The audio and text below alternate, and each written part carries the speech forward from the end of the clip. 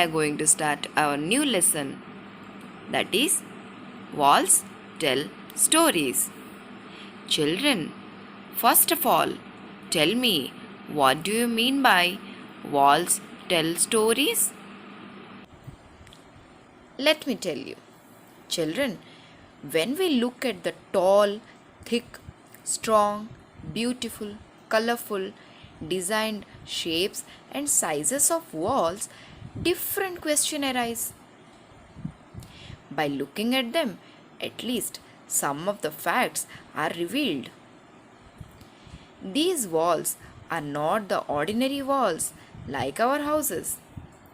Moreover, the art, texture, huge stone carvings, and different designs enrich our knowledge and arise curiosity about the history. Now, let's listen the stories of these great walls. Children, this place and is Golconda Fort, located in Hyderabad, in Telangana. Once upon a time, this place was the capital of the Qutub Shahi dynasty. Now, look at this fort. Huge walls with beautiful architecture. The walls are so thick, high, and strong. How huge it is! And see what a height it is built. Now, let's see the different features related to this fort. Why these things are so special? Children, beside walls, this fort has huge gates, specially designed to ensure the security. In olden days, the kings and queens constructed a fort area so that their own family members and their subjects, that means people, could live with complete safety from external attacks. The huge doors were opened only whenever the soldiers or army of the king, along with their elephant, weapons, cannons, etc., entered the fort or made an exit. Children, here you can see a small gate or door which is part of the huge gate used to open for general movement and day-to-day work. Here you can see clearly the huge gate had sharp iron spokes. These were made to keep themselves safe from the enemies. Even if someone tried a forced entry, the person would meet with a dead end, as the sharp spokes would pierce his body. Such a kind of well designed door was inevitable for the protection of the people as well as the kingdom. What else were there to protect the kingdom? Let's see. Look at the topmost part. At some places, a part of the wall comes out in a round shape. These were called as bastions or burj. Many bastions were there. You can see here. The outer wall of the fort has 87 bastions. They were higher than the wall. There are some small openings or holes. Why? Let's see. Children, these bastions played an important role. One soldier used to keep an eye on the surrounding of the fort to ensure the complete security. They could see from the holes before somebody enters into their kingdom. Now, children, let's go inside the fort. When you look at the inside part of the fort, you will wonder how nicely well planned way of living was designed by them. Once the security measures got completed, they paid attention towards the well being, livelihood, factories, and comfort of the people. So, inside the fort, they made several arrangements. There were a number of fields, gardens, factories, wells, markets, shopping centers, fountains, cannons, etc. Actually, it was a complete town. Along with the Sultan, many people like farmers, gardeners, shopkeepers, barbers, weavers, craftsmen, etc., had been living there. People and sultans lived comfortably with perfect harmony. It was written outside that Qutub Shahi sultans ruled here in Golconda in South India one after another from 1518 to 1687. Much before that, in 1200, this fort was made of mud. Different rulers lived here. In those days also, there were buildings with two floors.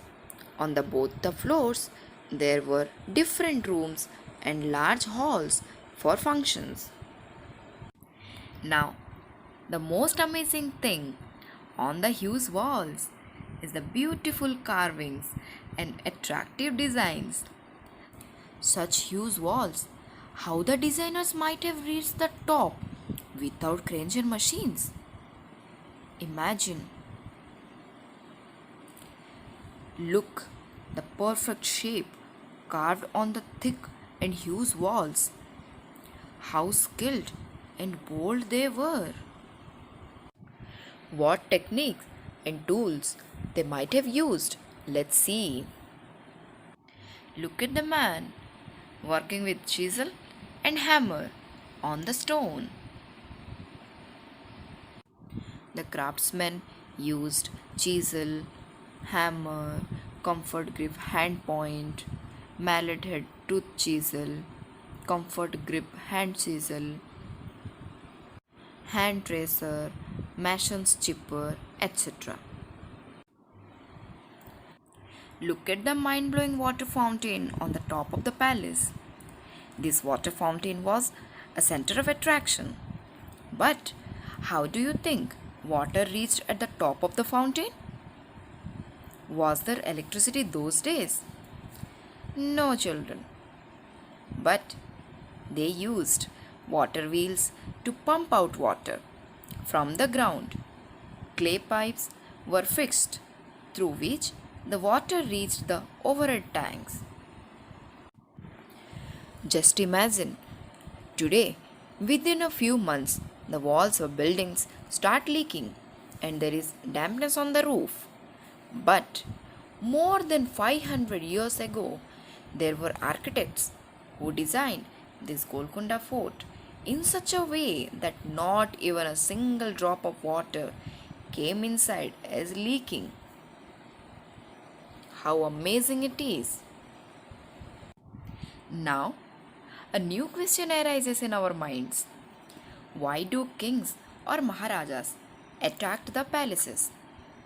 Children, like today, those days also, the most powerful kings always tried to make their dynasties greater and mightier in terms of wealth, land, properties, men, and materials.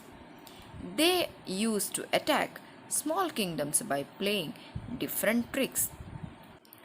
Those tricks were friendship, flattery, or even by marriage between families. When nothing else worked, they also attacked. Children, once Aurangzeb, with his full army, came with their guns and cannons to attack, but they couldn't even enter the fort. For 8 months, they camped outside the fort. Can you tell me, children, why they couldn't enter into the fort? Children, there was a long, deep ditch or a pit along the wall. How could the army enter? If the army tried to come from a different side, then the soldiers in the bastions would have seen them from a distance. No wonder it was difficult to attack the fort.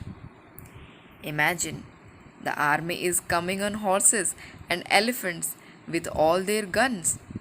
Here the Sultan's army stands fully prepared. Children, what is a cannon? Cannon is a kind of long gun in which explosives were filled.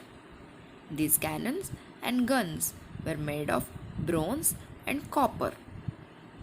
Here you can see the big guns made of bronze and the metal bombs.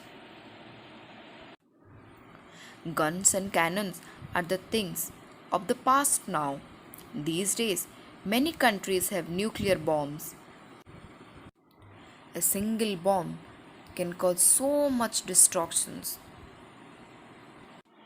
Let's find out one more interesting fact about the fort. Those days, there were no telephones. Then how they were calling each other? How they were alerting each other about danger? How they were announcing any important news? Yes, it was done easily from the Fateh Darwaza. If someone called out loudly from the top of the Fateh Darwaza, the people down in the palace could hear the sound clearly. Such an amazing system of announcement. Children, turn the page of history and try to find out such more facts. You will be greatly surprised and amazed. Rest of the lesson we will discuss in the next video.